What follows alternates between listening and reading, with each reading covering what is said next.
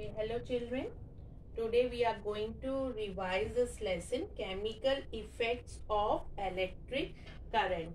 Okay children, as in this chapter you had already learned that some liquids do allow an electric current to flow. Fine. And you also learned about the chemical reactions which take place. This also children you have learned that some of the chemical reaction which take place. Okay. You have learned about the some liquids do allow an electric current to flow through them. Okay.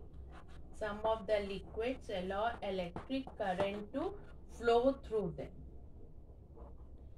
And then you have also studied about the certain processes used in many different applications children.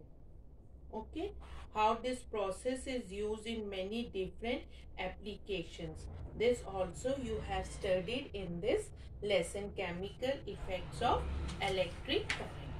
Now what is electrical conductivity? The measure of the ability of a substance to allow the flow of electric current is called electrical conductivity.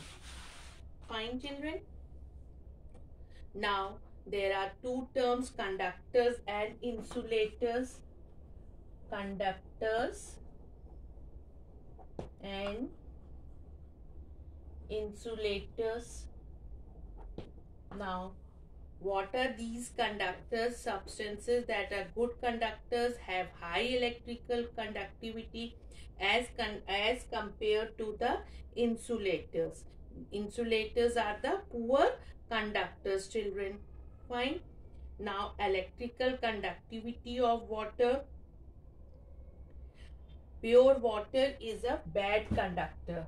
Pure water is a bad conductor. Okay. It is a bad conductor children. Now what about the tap water and all children? The water that get in our home is not pure and it contains impurities in the form of dissolved salts. They are having certain impurities in the form of dissolved salts. So what happened children? Even small amount of dissolved salts present in water will make it a good conductor of electric current. That will make it a good conductor of electric current. Now you know that the pure water means no impurities are not present in the pure water, and the water, tap water, they have some dissolved impurities in the form of dissolved salts which make them good conductor of electricity, of electric current children. Now electrical conductivity of some of the liquids. So as I have told you already that distilled water, ghee and coconut oil are the bad conductors of electric current. Okay, because in that to conduct the electricity children, what is most important? The presence of free ions are very important. Presence of free ions. Presence of free ions are very important to conduct the electric current. So in distilled water, ghee and coconut oil are the bad conductor of electric current because in that the free ions are not present. But milk, lemon juice, tap water, salt water and vinegar are the good conductors of electric current. Now children, we will be discussing some of the effect of impurities on electrical conductivity of water. Okay. Effect of impurities on the electrical conductivity of water. As I have told you, when some of the dissolved salts are present in the water, they are able to conduct the electric current. So because of presence of the free ions, as just now I have told you children. So how to define the ions? Ions are the atoms or group of atoms with a positive or a negative charge. With a positive or a negative charge. This is the definition for the ions. And due to these ions only, they make it possible for an electric current to pass.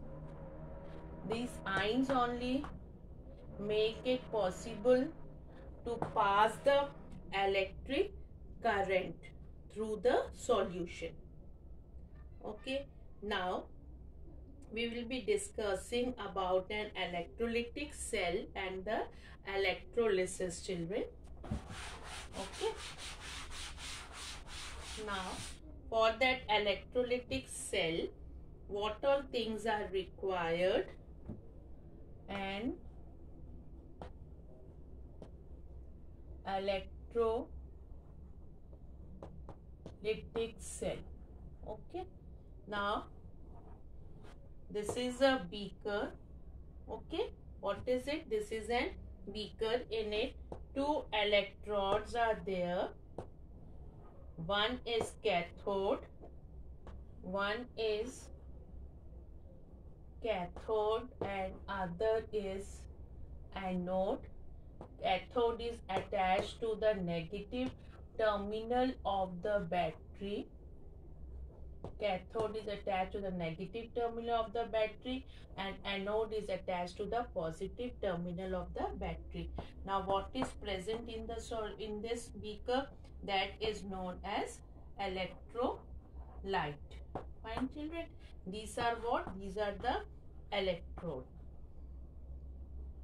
Okay, so this way an electrolytic cell is made and LED is also attached here.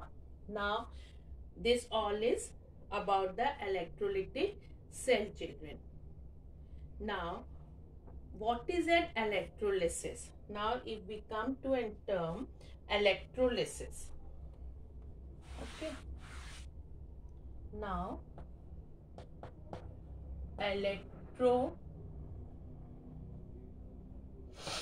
electrolysis, children. How to define the electrolysis? The production of a chemical reaction. The production of a chemical reaction by passing an electric current. Production of a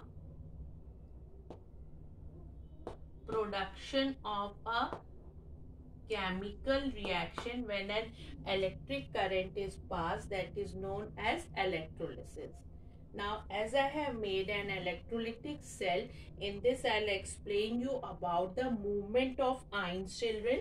Movement of ions. How does this movement of ions takes place? We are doing the revision of the lesson, children, as already I have explained you everything.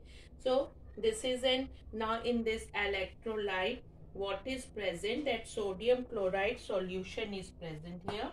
Sodium chloride solution is taken. Now the dissociation of these ions, it will be Na plus and Cl minus. Now plus means what it is, children? These are cations and minus are the anions. So cations being positively charged. So as you know, opposite charge will be, they are attracted to oppositely charged one, they are attracted to each other. The unlike charges attract each other. So these are positive and this one is negative. So positive ions will move towards the cathode and the negative ions will move towards the anode. So it is a solution of sodium chloride. So Na plus here, and children here it is Cl minus, sodium and chloride ions. Sodium cation, chloride ions. So this Cl will move towards the anode and the positive cation will move towards the cathode. Okay, so this way the ions move in an electrolytic cell, children. Now as what happens, children? Now in this, a chemical reaction takes place at the anode and the cathode.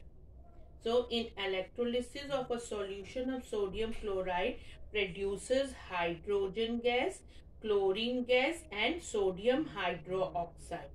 What all is produced, children? That is your hydrogen gas is produced, hydrogen gas, chlorine gas and sodium hydroxide is produced. This is about the electrolysis. And this is the way how ions move in an electrolytic cell and thus conduct an electric current. Now children, let us come to the next topic, that is the related to electrolysis only, the uses of electrolysis. Okay, now we will discuss, we'll just do the quick revision of uses of electrolysis. Now uses of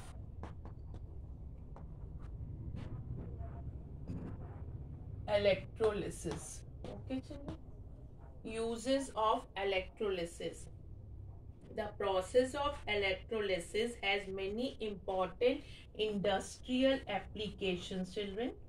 So many applications are there, their uses are there, industrial applications are there, children.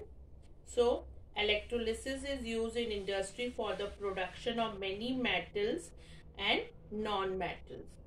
Now most common one first we'll be discussing, that is the electrolysis is commonly employed for coating one metal with another. The method of coating one metal with another using an electric current, that is known as electroplating. What is it known as, children? This is known as electroplating. So let me just make you people revise about the electroplating. Okay, now in this case, children, what happened? Again you need a beaker. Again you need a beaker, and here it is an anode, and here we have taken an object which has to be electroplated. This is at the cathode. We are discussing about the electroplating, children. The cathode, the object which has to be electroplated, minus sign, plus, and here it is a battery. This way they are attached, children. Okay, now what happened? The object which has to be coated is made the cathode, and the metal which has to be deposited on the object is taken in the form of an electrode, that is anode, children. Okay, now here it is an electrolyte. Now here it is an electrolyte. In this, the electrolyte contains dissolved salts of the metal to be coated. Which salts are there, children? The metal which has to be coated on this object, that salt is taken here. Okay, now what happens? The ions of the metals which are positively charged means cations, are attracted towards the cathode and therefore move towards the object and get deposited on it. Okay, this is the way the electroplating takes place. Okay, as we have taken this one, copper sulfate, for example, you can take in solution electrolyte of copper sulfate here, children, CuSO4, and the strip will be of copper. Okay, copper sulfate, and the strip is of copper, and this copper is placed on this. Copper has to be plated on this object, so it is there on the anode place, and the object which has to be coated, it is on the anode place, and this copper ions, positive ions, they start moving towards the object, and this way the electroplating take place. Uniform for this copper, uniform brown coating of copper metal will be there on the object. Okay children, now this was about the electroplating. Now electrolysis is also used in the refining of impure metals. Okay, so that which process we are going to discuss, I know everyone knows. Yes, that is electro refining. Now we will discuss about electro refining children.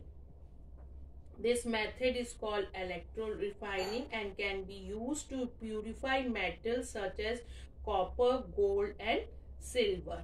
Okay, again I'll just make you one diagram for explaining you the electro refining children. Again here it is a cathode.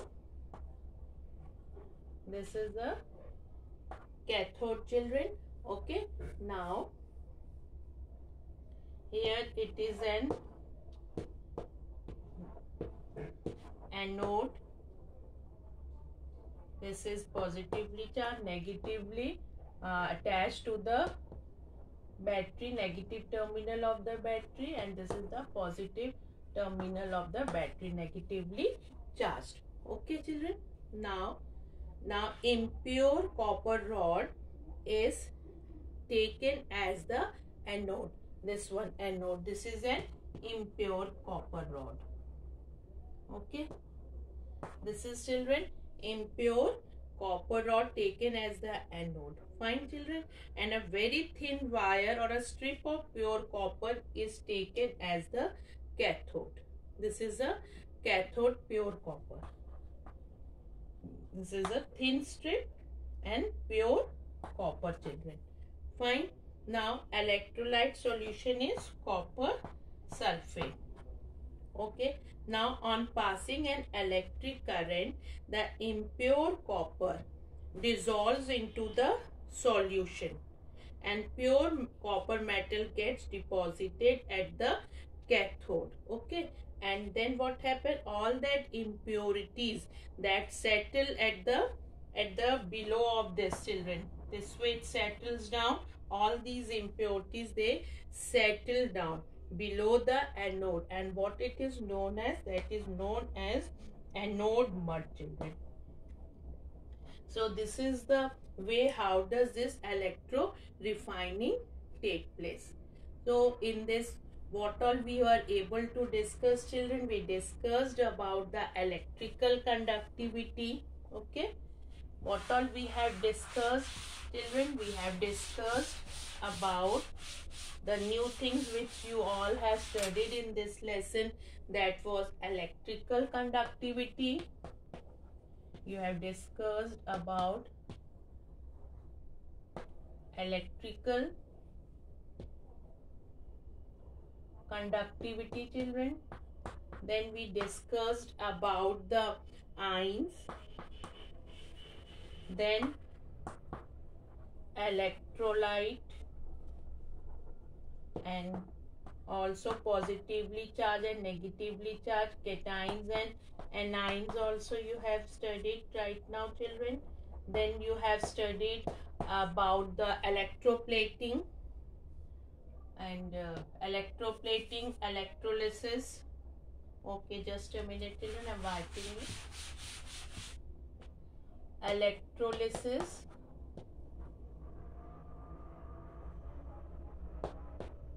electroplating and